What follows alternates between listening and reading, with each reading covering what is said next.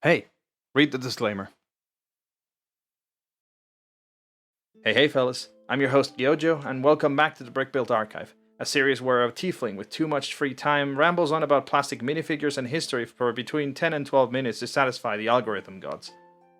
Today we're going to be looking at the most predominant weapon category throughout medieval history, a weapon type that predates pretty much all other weapons that mankind has wielded, only second to wooden clubs.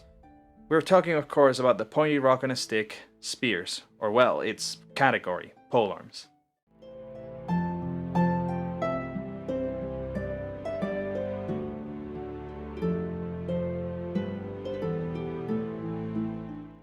Polearms, the category of weapon that includes spears, halberds, and whatever this abomination is, are a weapon category common throughout the ancient, medieval, and Renaissance periods, which are characterized by having a long pole and some sort of slashy, bonky, or pointy implement in the end.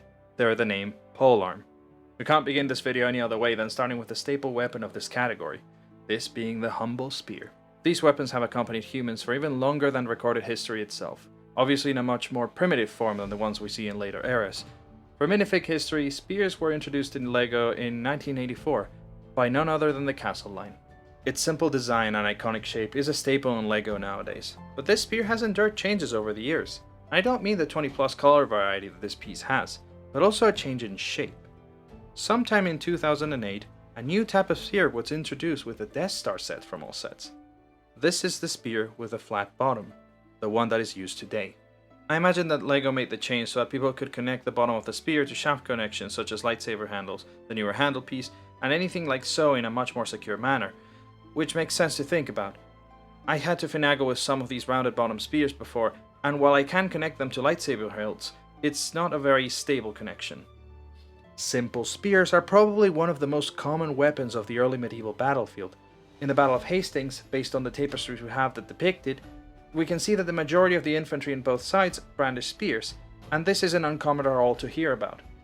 As we've talked about in the prior chapter of the Brickbuilt archive, spears are one of the easiest to use weapons that humans have devised in the medieval era. It's very intuitive to use a spear. The business end should point at whatever you're trying to shish kebab. It's the ease of use along with how cheap it is to produce in comparison that made the spear famous as a weapon to produce in masses. Combining that with how easy it is to train someone to use it, it's no surprise to see this weapon all throughout the early medieval periods. I recommend that you use spears a lot in your armies, especially for militias or more inexperienced soldiers. The funny thing about spears is that in LEGO, they're one of the cheapest weapons you can get, so even for your wallet it's quite realistic. But I imagine you're not here to hear me gushing about spears for 10 minutes, so let's see something with a little bit more edge to it. Poleaxes are the love child between a hand axe and a spear, and the result is a weapon that was used all throughout the later Middle Ages, but it also had seen its use in the earlier periods, if we see something like the Dane axes used by Vikings in this category. They require a bit more know-how to use than a spear, mainly because you need to learn how to do edge alignment, but they're very powerful weapons nonetheless. LEGO has made an official Poleaxe piece, which is almost if not equally as old as a spear. When it was first utilized, LEGO made figures wield them with shields on the other hand, something that isn't quite how you'd wield a poleaxe. After all, the shaft is long for a reason, so you can hold it with both hands. While this poleaxe is fine, we can see a similar Dane-axe looking implement in 10305 Lion Knight's Castle, which is done with a bar piece and an axe piece. I made my own design using these pieces. The edge is made out of a minifigure ice skate and a little 1x1 stud with a bar on top. This is a simple design that in my opinion captures the weapon quite well. Generally, you see men-at-arms and well-equipped men using poleaxes, both in battles and in duels.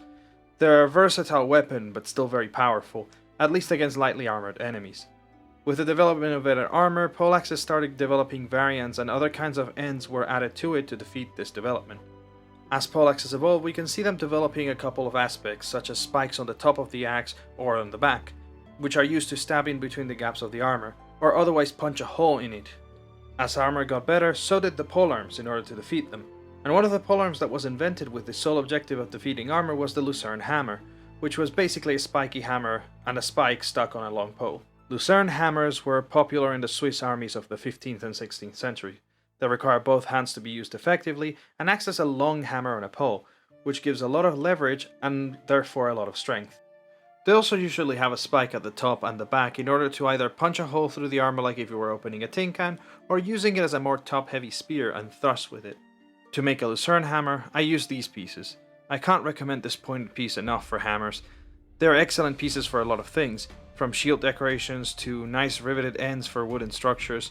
You can also use the same idea to make a maul by replacing the back spike with another one of these. Yes, mauls are polearms. The next polearm in the list is one which is quite common but often misunderstood by popular media, that being the halberd. Halberds are long polearms which consist of a very long spike with an axe end and usually have some sort of pointed end on the back. Halberds are commonly used by massed infantry. This is because using a halberd alone is quite silly. While it's a powerful weapon, it's not meant to be used one-on-one, but instead it's a weapon that benefits from numbers. The guy next to you and the guy behind you cover your weak spots. The Lego halberd piece, while a great fantasy piece and an iconic one at that, is quite an unrealistic depiction of a halberd. It's too large of an axe piece, which renders it too top heavy, and the spike of a halberd tends to be longer. The construction of a halberd's head is also one solid piece, which this piece doesn't seem to hint at. However, the LEGO group has redeemed themselves over the years. This simple construction for a halberd does the job fantastically. Featured in the medieval blacksmith set, it makes use of 3 pieces, with quite a good result. I also made a particular halberd using this bar axle piece. It works quite well, but it's a bit bulkier. Halberds were used throughout the later medieval period and the Renaissance, and are commonly recognizable for their shape. But as I was explaining prior, they are a weapon that benefits from masses. Also, being a two-handed weapon, it required usually well-equipped men in armor to pull off effectively. Halberdier formations weren't very mobile, but made up for this by being very good at both engaging cavalry by being a ball of spikes that cavalry can't just charge into, and against other infantry. Most halberds have an angled axe head, and this was no mistake.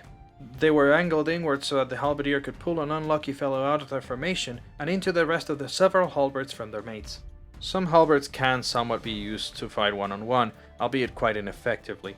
But if we want to talk about a polearm that is truly bad in one-on-one combat but excels on masses, we don't need to look further than the humble pike. Also known as the overcompensating spear, pikes are the closest thing there is to stabbing people at range without having to throw anything or use an implement like a bow. Ranging from 10 to up to 25 feet, pikes have been first used in antiquity in the form of the Macedonian sarissa. Pikes gained a lot of popularity in the later Middle Ages when a couple of factors led to its rise. First, it was the development of armor technology, which allowed people to rely less and less on shields, which were eventually phased out. Another larger factor was the usage of gunpowder, which later in the Renaissance led to the feared pike and shot formations. Pike formations, much like halberdiers, were slow formations that suffered a lot from ranged enemies, but were excellent at repelling cavalry charges, which was useful when considering that hand cannoneers, bowmen and crossbowmen are quite vulnerable to such. To make pikes, I used 2 staff pieces alongside 2 of the newer handle pieces. Since handles currently come in tan and dark tan, I use those colors for the staff pieces as well so that they match. For the tip I use this blade piece, but there are several others that fit the bill. If you want to burn a large hole through your wallet, you can use the CMF spears with a rubber tips, a handle and a bar piece to make this nice looking, somewhat shorter pike. There are some other obscure polearms that you can make with LEGO relatively easily, like the ranceur or ranceur if you want to say it in English. This polearm, sometimes called roncon, was used between the 15th and 17th centuries. It has 3 prongs, a central long spike and 2 other spikes on the sides, which allowed them to catch the end of the enemy's weapon. You can make a quite convincing looking ranceur with this dagger piece from Ninjago and a telescope piece on a bar, but you can also use a handle piece or a lightsaber piece just as well. Before I go, we've talked a lot about types of polearms as well as how to make LEGO versions of them, but we haven't really gone into too much detail about how these polearms were used exactly. Polearm formations vary depending on weapon and era. Throughout history, we see them used in various different ways. Generally speaking, polearm formations tend to be more defensive and focus on keeping the enemy at bay by creating a threat to cavalry, keeping them away from weaker units. These units have always struggled with ranged weaponry, mostly because you need 2 hands to hold the thing, making it hard to hold a shield.